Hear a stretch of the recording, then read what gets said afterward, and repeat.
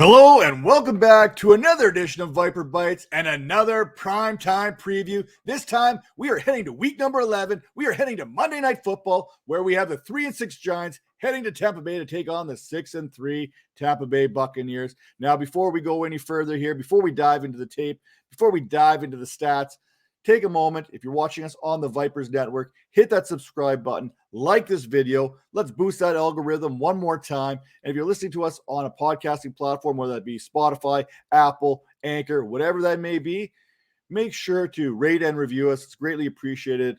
And as always, you have questions, I would like to help.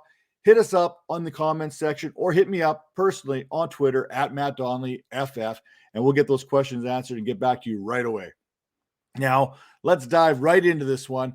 Lots to cover, short period of time, just like all these primetime previews are. Lots of information to get to, starting with the New York Football Giants and Daniel Jones.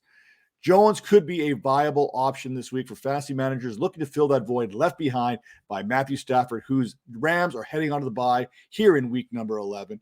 And the Bucs, they're giving up the 14th most fantasy points to the quarterback position so far this season.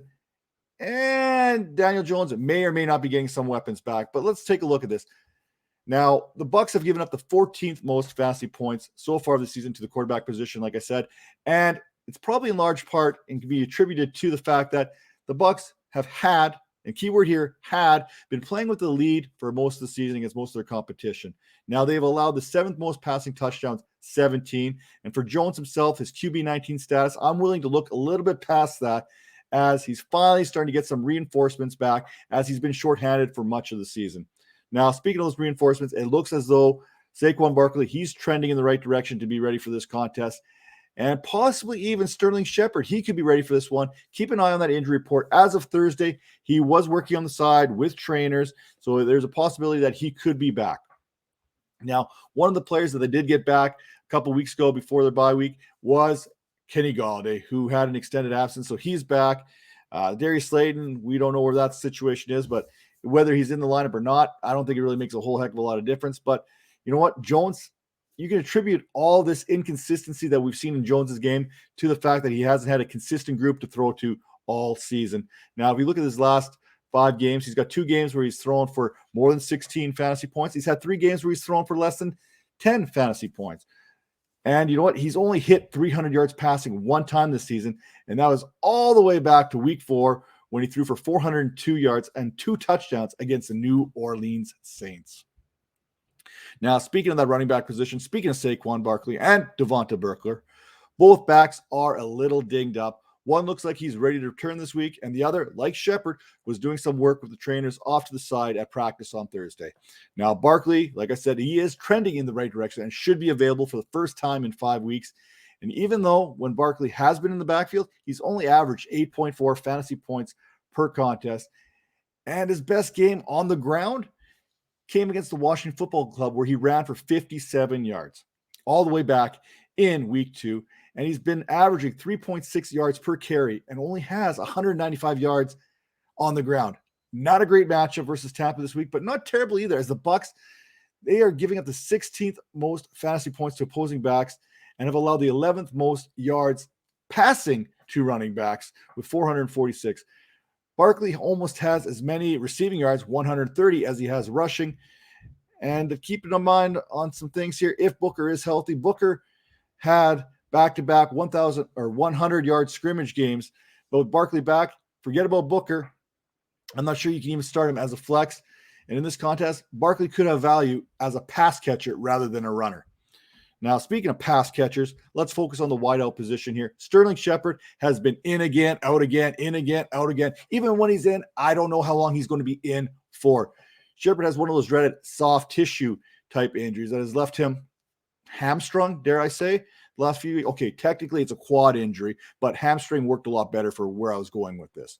Now, when he has been in the lineup, he has produced. He's been a top target for Danny Dimes, averaging 13.6 fantasy points per game, while seeing 7 targets in 4 of the last 5 games in which he's been available for, while producing 13 or more fantasy points in 3 of the 5 games he's played. And those 2 games that he failed to produce, he was injured in. If Shepard can stay healthy, this Giants offense is a formidable one with Slayton, Gallaudet, Tony, Ingram, all looking to catch passes. Now, speaking of Tony, I'm going to steal a tweet from my good friend there, Scott Barrett there. Back on November 7th, he said, Tony is second in targets per route run since week 4 without Sterling Shepard. I'm going to omit the Raiders game in week 9 because, well, I can and I refuse to talk about it. Tampa Bay has given up the 12th most fantasy points per game this season, allowing 36.51 per contest. So Tony could have some opportunities, but it really comes down to if Shepard is active for this one. It's worth noting the Buccaneers have surrendered 1,464 yards to receivers along with 9 touchdowns. Speaking of more receivers, let's keep talking the receiver position here. Let's talk Kenny Gallaudet while we're at it. Gallaudet returned to the Giants lineup back in week 9 after missing the previous 3 contests. Prior to his injury, he had seen 29 targets in the first 5 games and was a major player in that week 4 contest versus New Orleans, finishing with 6 receptions at 116 yards, making it the 3rd contest in 4 weeks that he had recorded double-digit fantasy points before hurting himself in week 5 against the Dallas Cowboys. His return, like most of the Giants in week 9, was nothing special. 2 receptions, 3 targets, 28 yards against those Raiders. I'm going to assume that with that game under his belt and another bye week to kind of get right, Gallaudet is going to improve on those fantasy numbers on Monday Night Football. Now, Evan Ingram has fantasy managers right where he wants them once again and buying into his talent. Now, there are reinforcements coming and opportunities are going to be farther and fewer between. He's averaging the 8th most points among tight ends since week 8. He's averaging 3.7 per contest, scoring in back-to-back games and posting double-digit production in 3 straight. Still, 55 yards receiving has been his ceiling so far this year. And I wish I could say that Tampa Bay was stingy against opposing tight ends just to hammer my point of never trusting Evan Ingram. But that's not the case. They're allowing 14.79 fantasy points per game against the position, which happens to be the 8th most, and have allowed 4 touchdowns and 501 yards. It looks like a good matchup on paper, but I swear it's a trap. Avoid Ingram at all costs.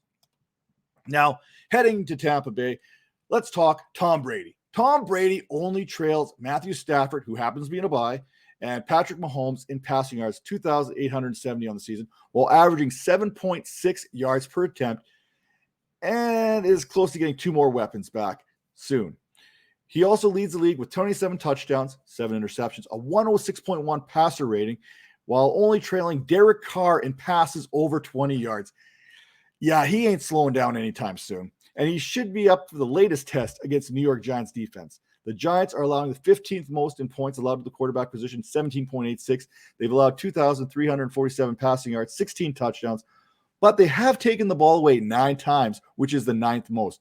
Brady weighs in as the QB4 on the season with 221.9 fantasy points, scoring 19 or more fantasy points in 7 of 9 games, throwing multiple touchdowns in 5 straight contests while recording at least 4 touchdowns or more in 33% of the games that he's played.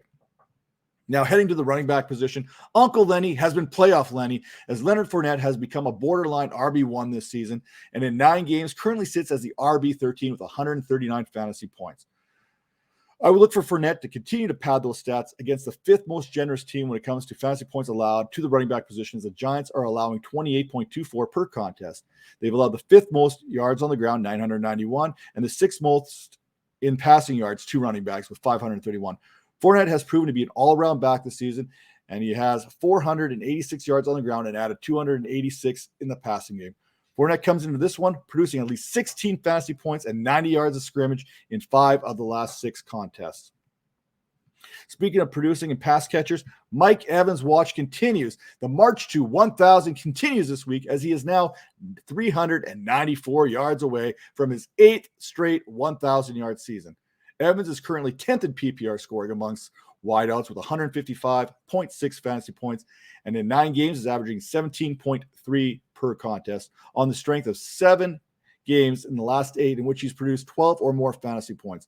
Brady's going to continue to look towards Mike Evans and Chris Godwin in this one as he has all season, as the Giants are allowing 1,352 yards receiving to wideouts this year, as well as 10 touchdowns. Add those all up, that is surrendering 35.33 fantasy points per game.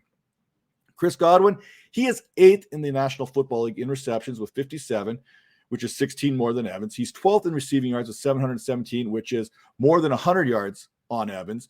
But we love ourselves some tutties when it comes to fantasy football, and Evans has 9 of those, where Chris Godwin only has 4. I mentioned earlier, Evans was 10th in PPR scoring. Well, Godwin, he's sitting at 9th with 156.9 and average one-tenth of a point more per game than Mike Evans. I did the math. Trust me, it all checks out. Again, like Evans, Godwin has recorded double-digit fantasy points in 7 of 9 games this season and has 7 or more receptions in 4 of the last 5. I mentioned weapons potentially coming back soon. Well, Antonio Brown is weapon 81. Brown posted on Instagram that the boot is off and he's off and running. And on Thursday, he was getting some work in with the jugs machine. You'll want to keep an eye on that injury report and on Brown's status on Saturday. And while it's a long shot that he suits up this week, that with that game happening on Monday night, that does buy him an extra day to recover. If Brown is out, then Tyler Johnson and Jalen Durden will get another opportunity to step up. Johnson hauled in three passes last week on 5 targets against Washington, while Darden saw 2 targets, bringing in one of those for 29 yards. The other weapon that's close to returning is Rob Gronkowski. Can Gronk come back this week? Again, keep an eye on that injury report. It's a similar situation to that of Antonio Brown. Like Brown, if Gronkowski is questionable on Saturday or you have any doubt on his status, I am making a hard pivot to another tight end, and I'm not going to go with A.J. Howard, and I'm not going to go with Cameron Brate again. Now, not having Gronk hurts. Listen, he is 3rd when it comes to average points at the position there. He's also fifth in red zone targets, and he hasn't played since week 3. Now, some other options are out there, not named Evan Ingram. Try maybe Tyler Conklin, Dan Arnold, or C.J. Uzomah.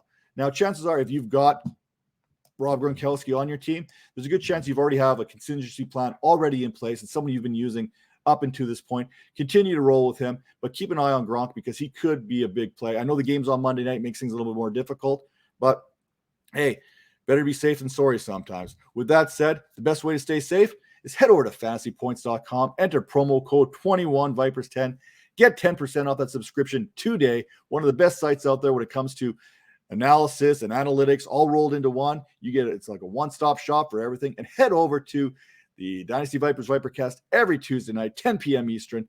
We go live. Check us out. Take care.